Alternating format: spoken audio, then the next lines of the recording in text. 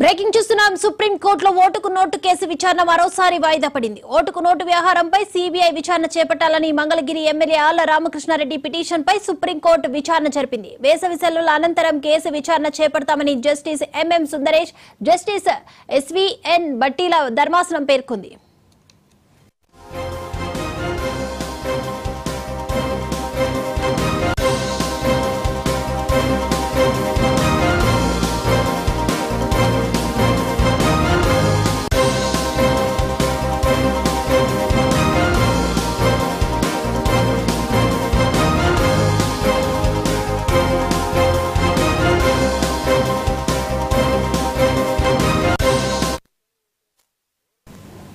సుప్రీంకోర్టులో ఓటుకు note case విచారణ మరోసారి వాయిదా పడింది. ఓటుకు నోటు వ్యవహారంపై సిబిఐ విచారణ చేపట్టాలని మంగళగిరి ఎమ్మెల్యే ఆళ్ల రామకృష్ణారెడ్డి పిటిషన్ పై కూడా సుప్రీంకోర్టు విచారణ జరిపింది. వేసవి సెలవుల అనంతరం కేసు విచారణ చేపడతామని justice MM Sundaresh, justice SVN బట్టీల ధర్మాసనం పేర్కొంది. ఈ అంశానికి సంబంధించి మరిన్ని అప్డేట్స్ అందించడానికి మా ప్లానింగ్ ఎడిటర్ సురేష్ గారు సిద్ధంగా ఉన్నారు. సురేష్ గారు.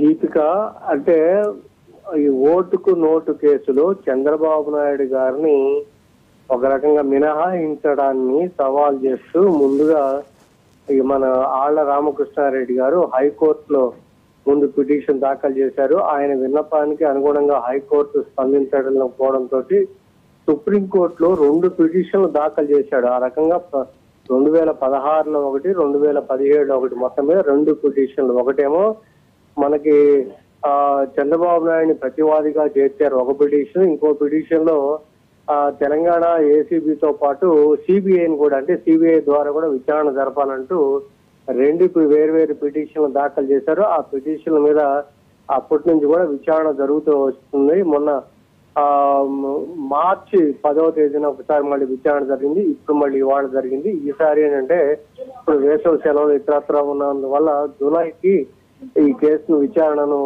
జూలై 24కి ఈ కేసు విచారణను వాయిదా వేస్తూ justice MM Sundaresh, justice SVN బట్టి ధర్మాసనం ఆర్డర్ జారీ చేసింది. ఆ మేరకే జూలైలో మళ్ళీ 24న మళ్ళీ విచారణ మొదలయ్యే అవకాశం ఉంది. రైట్, థ్యాంక్ యూ సురేష్ గారు.